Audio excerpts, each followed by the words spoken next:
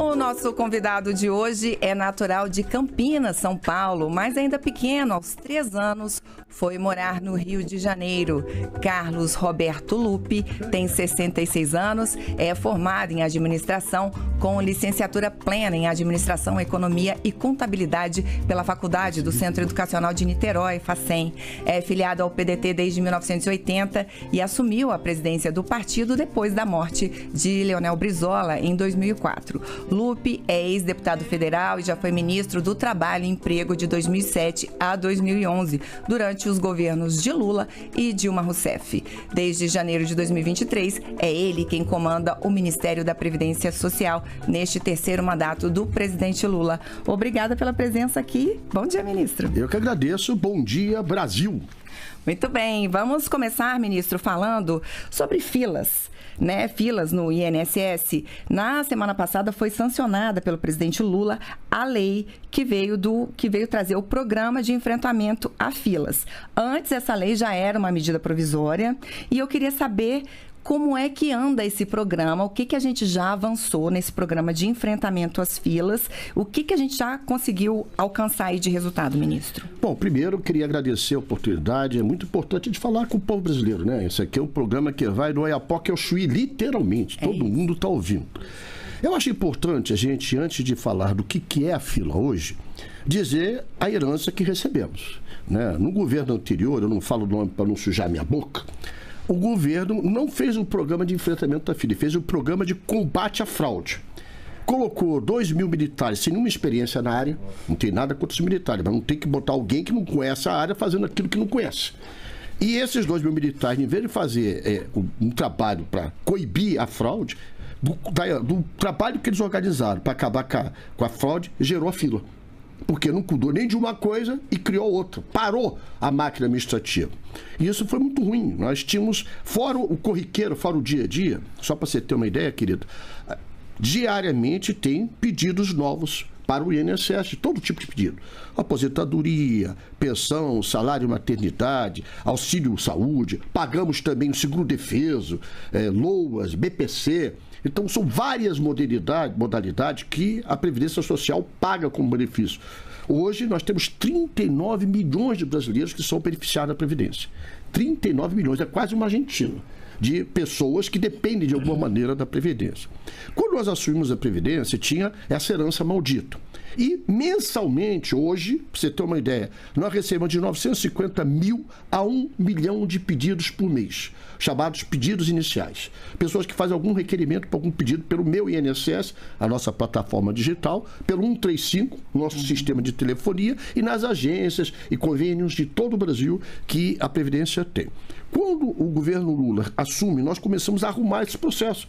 Então, ao arrumar esse processo, nós sentimos necessidade de ter um programa específico, especial, que até parece sigla de partido, é PEF, Programa de Enfrentamento da Fila, PEF.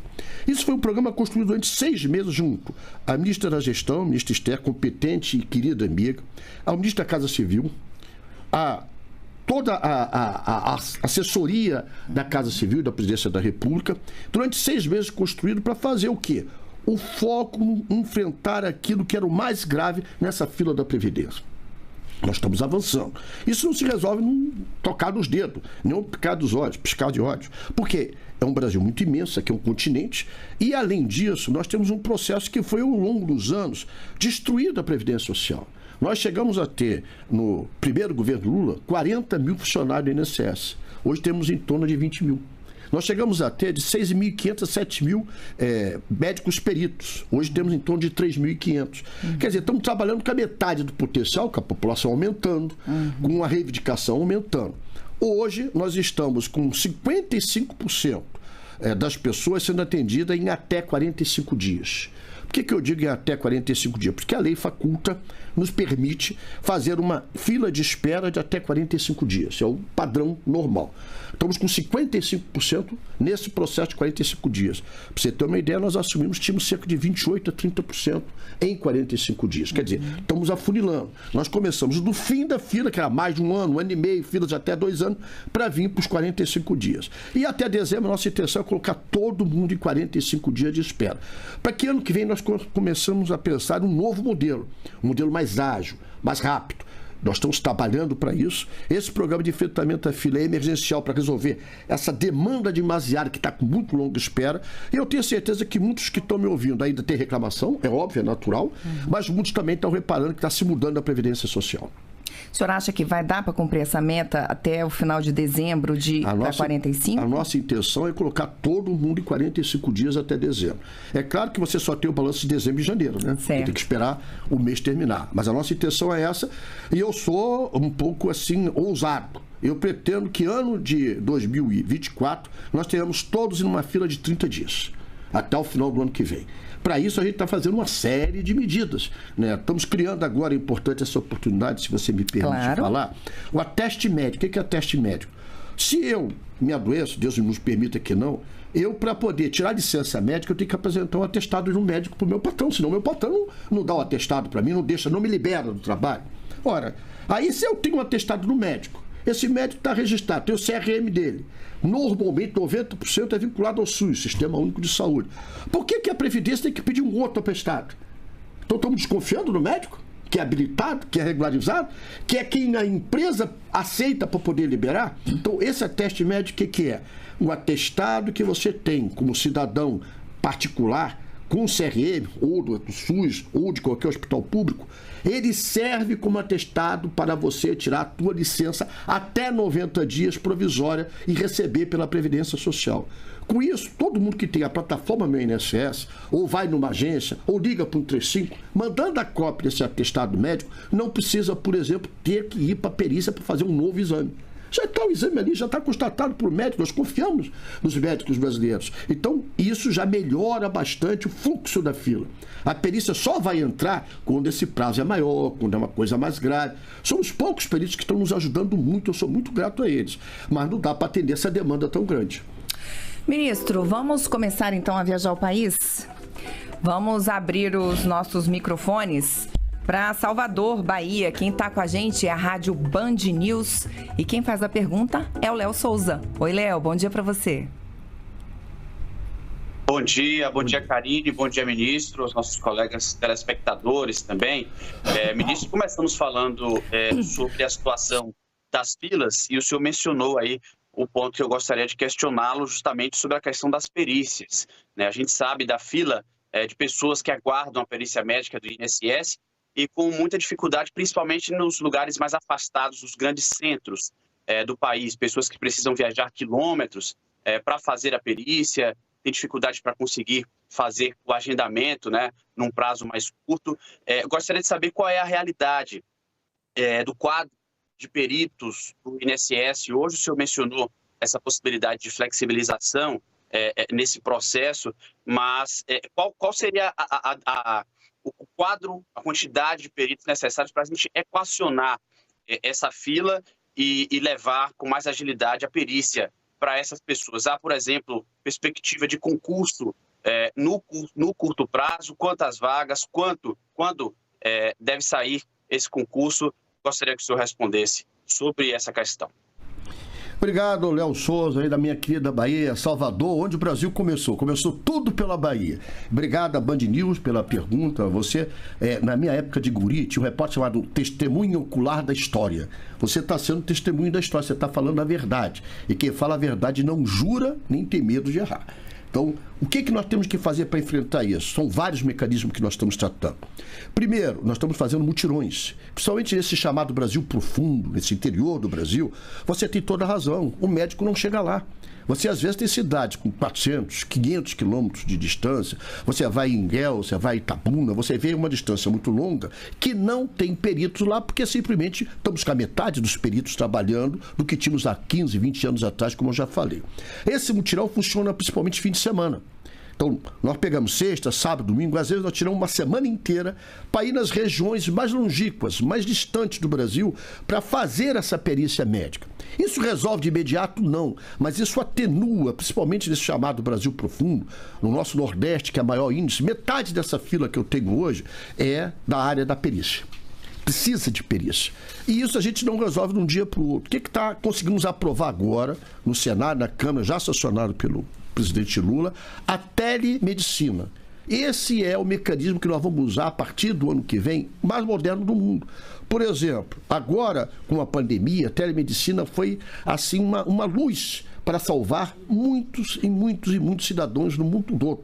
Porque a teleperícia, você tem um sistema em que você tenha, onde tiver o cidadão, até pelo celular, e que você pode, com um médico, na central sempre tem que ter um médico, sempre é feito por um médico, em que fica em São Paulo, no Rio Grande do Sul, em Porto Alegre, em Natal, na capital, onde tem mais médicos, e ele examina aquele paciente no computador ou pelo celular. E conforme o exame dele, se aquilo médico entender que tem toda a constatação daquela validade, ele já dá o auto dele, já dá o parecer dele, já faz a certidão, o atestado dele. Isso nós vamos começar a introduzir a partir do ano que vem. Foi aprovado agora no Congresso Nacional e sancionado pelo presidente Lula. Esse é o mecanismo que veio para ficar. A telemedicina é uma novidade que no mundo todo está começando a avançar. E graças a Deus, eu sou muito grato ao Congresso Nacional, a Câmara e o Senado aprovou agora isso. Então, aí nós vamos ter uma solução definitiva. O que nós vamos fazer enquanto isso? Como eu já falei, introduzimos atestado médico. Estamos fazendo mutirões fim de semana em algumas regiões a semana inteira. Nós agora fizemos no Nordeste o maior mutirão da história, por exemplo, em Alagoas. Eram 600 médicos peritos em todo o estado de Alagoas atendendo. Nós, fins de semana, estamos fazendo no Brasil todo.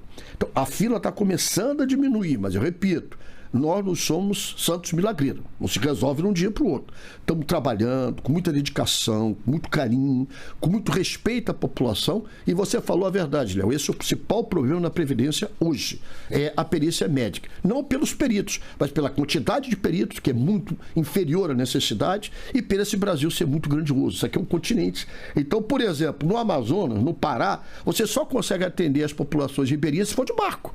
Não tem outro jeito. Então você, para levar até lá, para ir até lá, é uma operação muito complexa. Só como exemplo, o governo do presidente Lula está agora em dezembro entregando mais 2 barcos. São barcos grandes que vão nas comunidades, param na população ribeirinha, parece até Papai Noel. Todo mundo fica feliz de receber. Porque faz o atendimento, vai com a perícia, faz os exames, vê no sistema como é que está a situação da aposentadoria, da pensão. Nós estamos lançando agora, a Câmara já está me ajudando muito com outro modelo, que é o Previmóvel. O que é o Previmóvel? Nós pegamos uma van, essa van é equipada, 2 computadores com sistema de Wi-Fi, e ela vai ao encontro onde está a população. Isso vai beneficiar o quê? Isso que o Léo falou, as populações mais distantes, esse Brasil profundo. Pode ter certeza, o resultado ainda não está como eu gostaria, mas estamos caminhando para melhorar e muito o serviço da Previdência Social. Este é o Bom Dia Ministro, que hoje recebe o ministro da Previdência Social, Carlos Lupe. Ministro, o senhor falou várias vezes sobre problema com o quadro do INSS, né, que foi reduzido. O senhor chegou a citar no início da nossa entrevista que eram 40 mil, hoje 20 mil. E aí eu já aproveito o gancho da pergunta do Léo, que também perguntou e ficou faltando esse pedacinho com as redes sociais. Tem dezenas de perguntas, ministro. Matheus Carvalho, Albertine Costa, Flávia, INSS, Carol Matos, Letícia Dutra e muitos outros perguntam. Ministro, quando será a convocação do cadastro reserva do INSS? Como fala o nome, é cadastro reserva. Cadastro reserva tem uma modalidade que a lei coloca, que tem o seu prazo. Nós já chamamos agora, na nossa gestão, com a autorização expressa do presidente Lula, 1.250 funcionários concursados para o INSS. Né? Fomos o que mais chamou de todas as paradas do Ministério, funcionários concursados. Nós tínhamos um concurso feito ainda no ano anterior e começamos a chamar. Ainda tem cerca de 1.800 nesse cadastro reserva. Eu só posso começar a mexer isso a partir do ano que vem. Porque os últimos 250, que dependia apenas de um pedido meu com autorização e a concordância da ministra externa, da gestão, nós conseguimos chamar 250. O que acontece com esses últimos 250?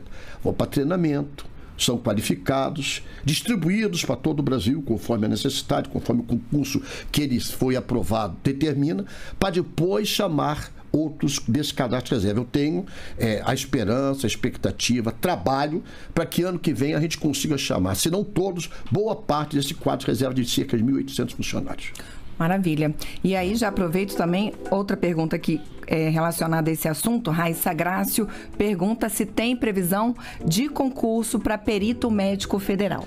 Tem, nós já colocamos isso no Ministério da Gestão, isso já está sendo organizado, porque o governo do presidente Lula, para melhorar a gestão, para melhorar a eficácia e a agilidade do resultado, colocou o Ministério da Gestão como o ministério que cuida de tudo relativo a todo o funcionalismo público, né? Então, todo o concurso está sendo organizado pelo Ministério da Gestão, não só para a Previdência, como para todos os órgãos. Então, nós já pedimos isso em meados do ano passado, isso está sendo agora organizado pelo Ministério da Gestão, e eu acredito que até março, abril no máximo, seja feito esse novo concurso para chamar em torno de 650, 660 novos peritos. Principalmente, eu quero deixar de antemão avisado, esses novos peritos serão para esse chamado Brasil profundo, para as regiões que precisam. Não adianta fazer concurso para dizer que depois vai arranjar padrinho para ir para as capitais onde não precisa. Peritos, prestem atenção que eu não gosto de enganar ninguém. Quem fizer o concurso da Previdência vai ter que ficar pelo menos 10 anos no seu órgão de origem. Porque não adianta a gente fazer concurso e o pessoal depois querer ficar perto de casa. O concurso é para quem pode trabalhar nesse Brasil profundo, quem tem o que eu chamo de sacerdócio, porque esse é médico é um sacerdócio. Então eu já estou avisando de antemão que entre o processo, no processo da classificação, vai constar a necessidade, por local de necessidade, que esse médico perito terá que ficar. Então vamos de Rádio 5. Quem está comigo é o Rio Grande do Sul. Vamos a Camaquã. Quem está com a gente lá na Rádio Acústica FM é o Rodrigo Vicente. Oi, Rodrigo, bom dia. Sem som. Agora sim. Oi, Karine, bom dia. Tudo bem? Dia, ministro. Bom dia. É Camaquã, viu, Karine? Camaquã, agora... Rio Grande do Sul bem, né, ministro? Falha minha. Vocês estão sempre aqui com a gente. Ela conhece o meu Rio Grande em Cantos Mil, querendo chamada do meu Brasil. Vamos lá. Ministro, consignado tem um papel muito importante, foi uma modalidade, eu diria, né, de crédito, que eu acho que teve como principal objetivo ajudar, enfim, a evitar endividamento em determinados momentos, até impulsiona e por demais a economia. Agora teve uma redução nas taxas, o que é muito salutar, mas eu pergunto, ministro, se de grande aliado das pessoas, em especial, até mesmo dos próprios funcionários públicos e aposentados, se ele não passou a ser também um pouco de vilão na questão do endividamento. A gente sabe que muitas vezes as pessoas acabam contraindo o consignado pela grande vantagem econômica, financeira, agora mesmo com esse incentivo do governo na redução de taxas, para muitas vezes buscar um consignado para um filho, para um familiar, um ente, e acaba deixando ali naquela pessoa, muitas vezes, a dívida de uma fonte de renda que, via de regra, era para o seu sustento. O governo estuda alguma coisa para algum meio de não apenas reduzir as taxas, mas que o consignado sirva, de fato, para tirar as pessoas de uma urgência e não ser o grande, às vezes, motivo pelo qual ela acaba atingindo a inadimplência?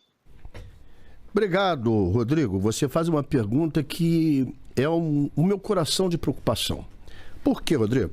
Eu acho que o consignado passou a ser um instrumento para muita gente que conta isso como renda. Muita gente se ilude. Muita gente não tem ideia de que dinheiro fácil é normalmente o dinheiro mais difícil. Parece paradoxo que eu estou falando, mas é a verdade. Nós estamos trabalhando, desde que eu entrei, a taxa estava 2,17. Hoje está 1,84. E eu sei que eu ganho muito inimigo poderoso quando eu baixo cada vez a taxa de juros. Mas a minha vida é luta. Eu acredito naquilo que eu estou fazendo. Em primeiro lugar, nós temos que trabalhar por uma educação financeira da população. Eu vejo a grande maioria da população pela necessidade, pela pobreza. Muitos, inclusive, explorados pela própria família. Desculpa a sinceridade. Mas muitos lá, o filho, o neto e tal, arranja isso aqui para mim comprar isso, para mim fazer uma praticazinha e tal. Eu vejo que tem muita distorção nesse processo. Você tem um limite, a pessoa pode até um limite, 30%, 35% da tua renda comprometer com o empréstimo. O que nós estamos fazendo para melhorar isso? Primeiro, baixando as taxas de juros. Isso tem sido uma rotina da Previdência desde que eu assumi. E ganhando muitos inimigos, mas Deus protege a quem gosta de pobre. Eu gosto de pobre, é minha origem. Segundo, começando a dar transparência. Por exemplo, eu falo muito desse meu INSS, que para mim é um instrumento muito importante no mundo moderno. tecnologia. Nós estamos colocando todas as taxas de todos os 27 bancos que fazem o empréstimo consignado, o empréstimo para o trabalhador, aposentado, pensionista, BPC, LOAS. O que acontece com isso? A pessoa tem que começar a fazer comparação de taxas. Tem hoje empresas, bancos que estão cobrando 1,40, 1,45 por mês, o que te dá ao ano em torno de 21%, 22%. O que é uma taxa razoável, não é boa não, é razoável. Então compara. Se você ver que seu banco está cobrando demais, o teto hoje é 84. Então muitos bancos só cobram o teto. Vai para um que cobra 45. Parece besteira, mas é que é juros sobre juros. Então, quando chega no final, você pega 10 mil reais emprestado em 60 meses, em 70 meses, quando chega no final, tu ainda está devendo quase 8, 10 mil e não entende por quê. É porque é juros sobre juros.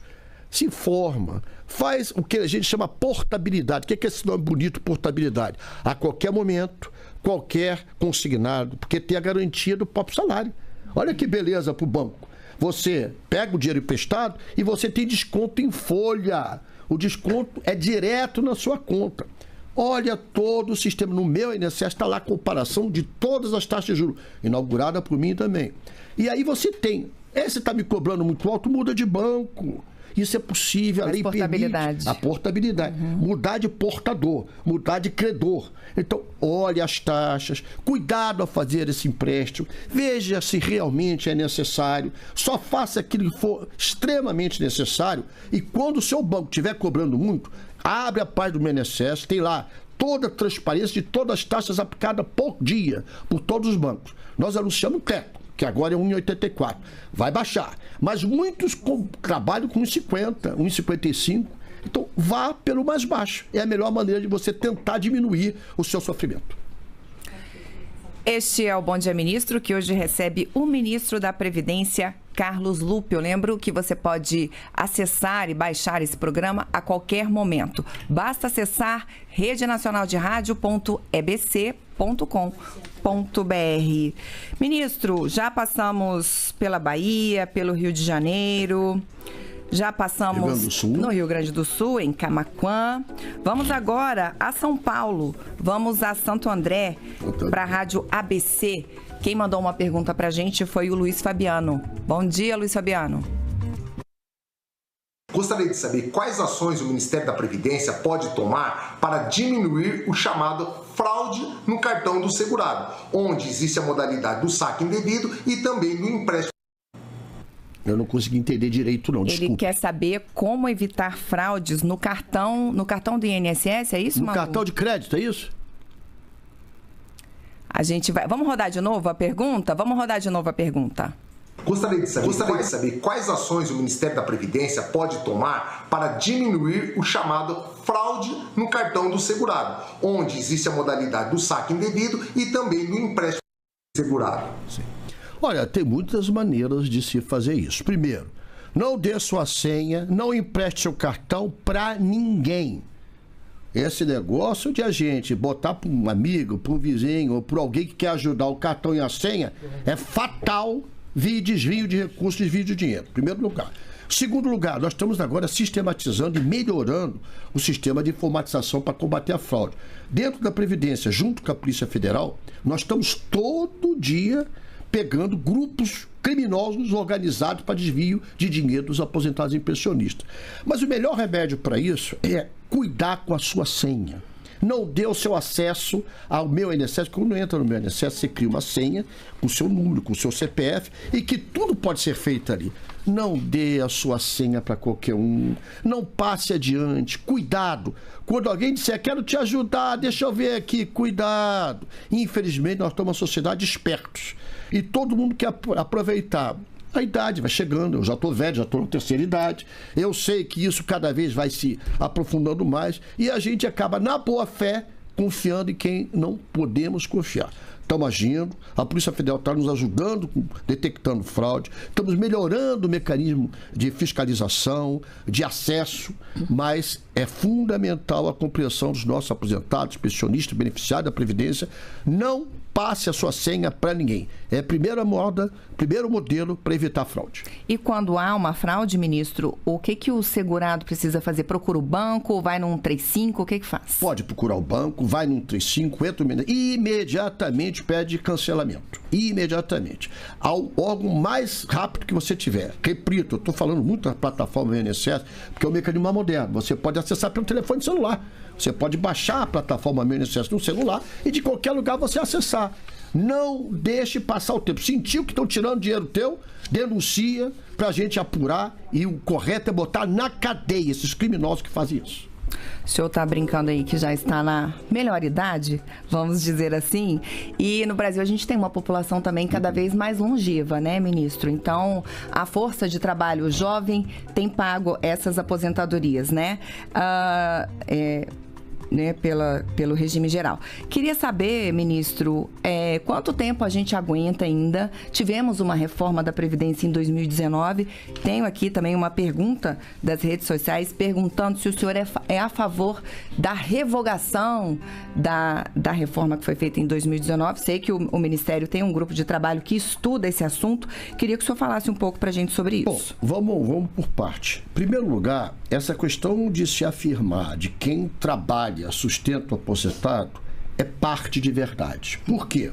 Olha, eu trabalhei 40 anos, eu trabalho ainda, 45 anos, eu contribuí. Eu paguei a Previdência Social. É um direito, toda, não é a favor. Uhum. Então tem que se entender que você não pode colocar o aposentado, o pensionista, como um peso para a sociedade. Se o Brasil é essa grandiosidade de hoje, é porque alguns milhares, dezenas, milhões de brasileiros trabalharam para isso. É claro que é um regime geral, que é um regime compensatório. Quem trabalha paga hoje, ajuda a preparar o seu futuro, mas ajuda a sustentar quem recebe.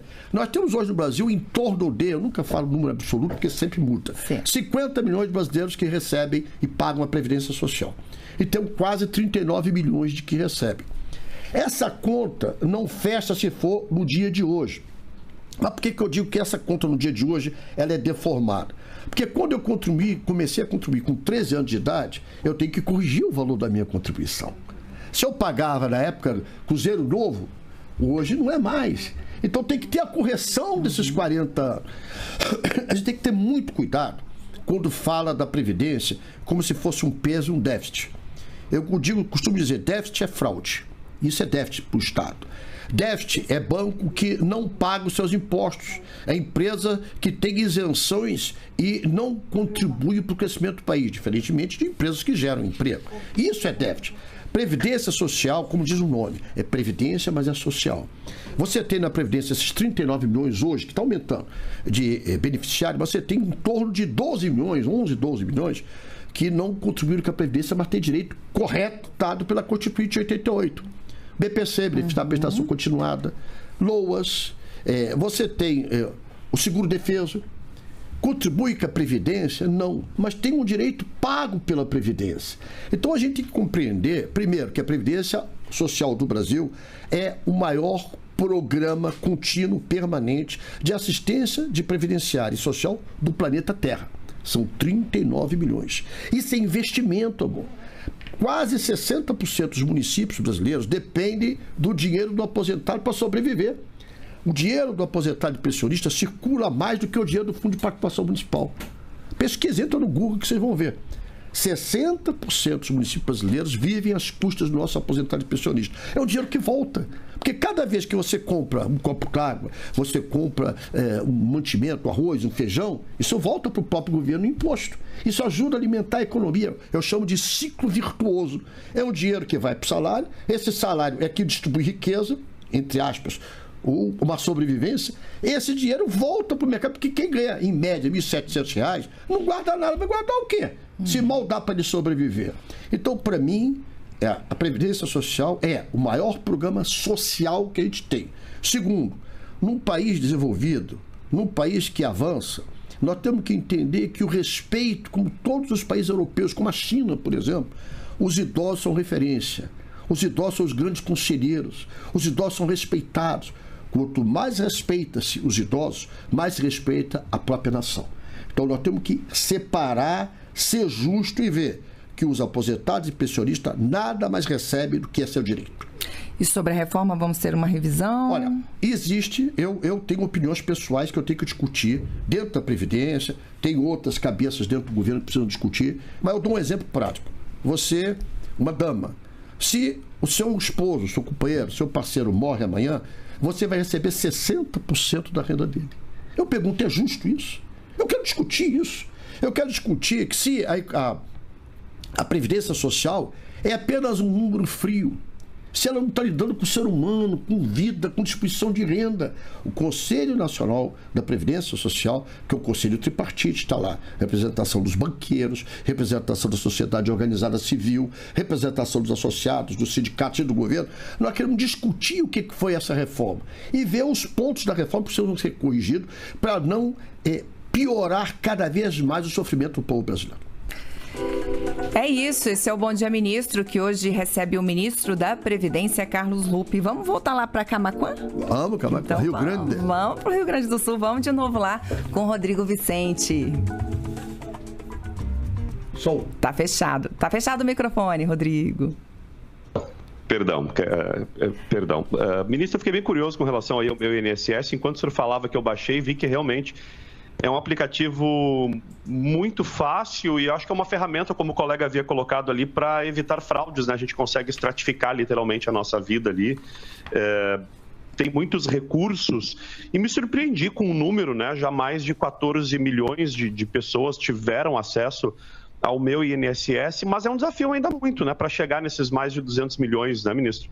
O governo pretende, o senhor tem alguma ação para tornar essa ferramenta aí ainda mais difundida, já que ela é tão prática, tão fácil ali do segurado, enfim, da população de modo geral ter acesso a ela e poder evitar, entre outros transtornos, e até mesmo ter acesso a serviços e outras questões que pode desafogar, inclusive, aí uma fila, né, por um acesso facilitado aqui a um direito, a um benefício, uma informação que muitas vezes o segurado nem sabe que teria ali uma ferramenta na mão, né?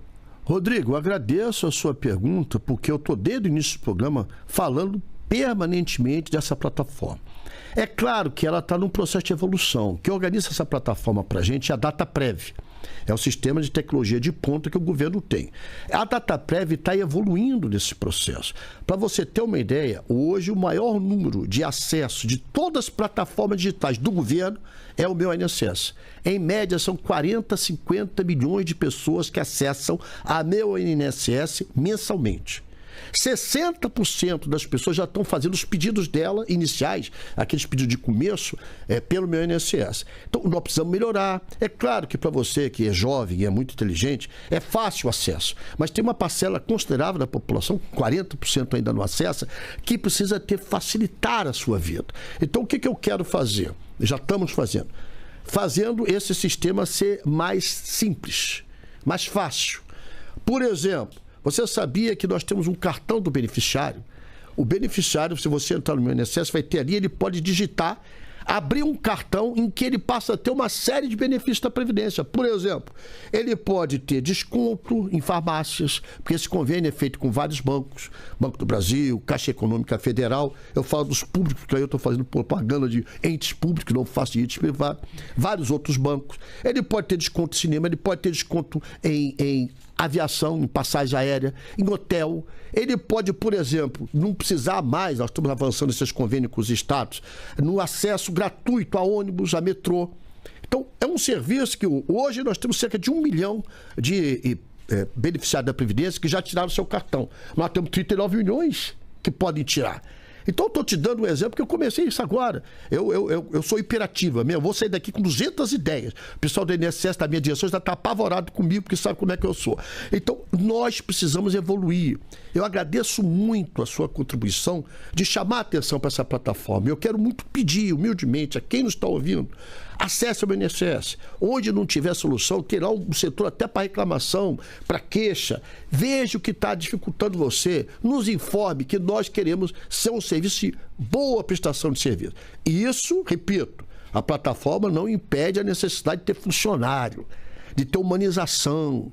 Porque quanto mais a gente vai ficando com a idade avançada, mais carente fica. Mais precisa de carinho, mais precisa de respeito, mais precisa de amor. Então, o meu INSS, a plataforma, não substitui funcionário.